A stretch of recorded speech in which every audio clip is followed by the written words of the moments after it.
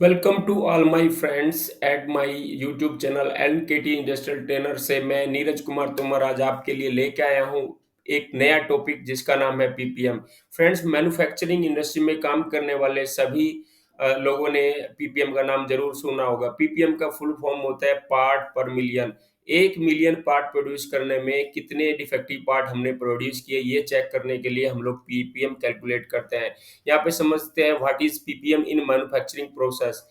Ppm in manufacturing process as a key indicator of the quality of process of product. किसी भी product और process के की indicator होता है, क्वालिटी इंडिकेटर होता है ppm. It is a measure of number of defect पर 1 मिलियन यूनिट्स। 1 मिलियन पार्ट बनाने में हमें कितने डिफेक्टिव पार्ट प्रोड्यूस किए, इसको चेक करने के लिए हम लोग पीपीएम कैलकुलेट करते हैं। और अब यहाँ पे समझते हैं कि डिफेक्टिव प्रोडक्ट किसको बोलते हैं। डिफेक्टिव प्रोडक्ट या हम उसको रिजेक्ट प्रोडक्ट भी बोल सकते हैं। A defective unit is one that does not meet the acceptance criteria. जो कस्टमर ने हमें किसी भी प्रोडक्ट को एक्सेप्टेंस क्राइटेरिया दिया हुआ है, उस क्राइटेरिया को मीट नहीं करता, उस प्रोडक्ट को डिफेक्टिव प्रोडक्ट कहते हैं। One or more defect can be cause the unit to be defective. कि कोई भी प्रोडक्ट को डिफेक्टिव होने के लिए एक डिफेक्ट भी हो सकता है, एक से ज़्यादा डिफेक्टिव भी उसके अंदर हो सकता है। A defective product produce product of process failure.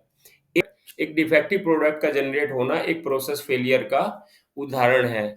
A defective is a failure to fulfil the customer quality expectation. एक डिफेक्टिव प्रोडक्ट जो है हमारे लिए एक फेलियर भी है, कस्टमर का एक्सपेक्टेशन को मीट नहीं कर पाते, और ये एक क्वालिटी फेलियर भी है to meet the customer expectation. अब यहाँ पे आ जाता है कैसे हम पीपीएम को कैलकुलेट करें। पीपीएम का फॉर्मूला होता है total number of defective part oblique हम रिजेक्शन भी बोल सकते हैं कि हमने कितने रिजेक्ट पार्ट प्रोड्यूस किए, divide by number of total production load size. हमने पूरे लोड साइज में कितने पार्ट प्रोड्यूस किए, ये डिवाइड करना है, और मल्टीप्लाई बाई 10 लाख, मतलब 1 मिलियन से हमें इसको मल्टीप्लाई करना है। इसको 10 की पावर 6 भी बोलते हैं, इसको हम 10 is to 6 की पावर भी बोल सकते हैं, और हमें 10 से मल्टीप्लाई करना है।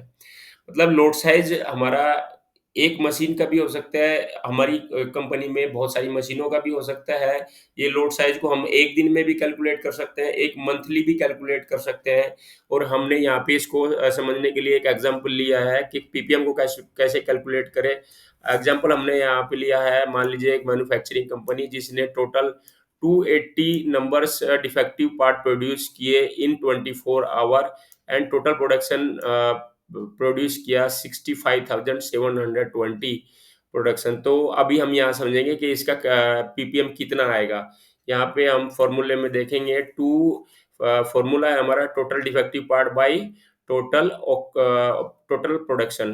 टोटल डिफेक्टिव पार्ट था 280 और हमारा प्रोडक्शन था 65,720 एंड मल्टीप्लाई बाई 1 मिलियन। तो यहाँ पे कैलकुलेशन करके हम निकालेंगे तो हमारा पीपीएम आ गया 4,260। फ्रेंड्स, अगर हम इसको रिजेक्शन परसेंटेज में कैलकुलेट करेंगे तो 0.26%। मतलब अगर हमने 100 पार्ट प्रोड्यूस किया है तो उसमें से हमने 0.4 पार्ट रिजेक्ट बनाया है, मतलब आधा परसेंट से कम हमारा पीपीएम है, जिसको हम बोल सकते हैं कि एक सेटिस्फैक्ट्री रिजल्ट है।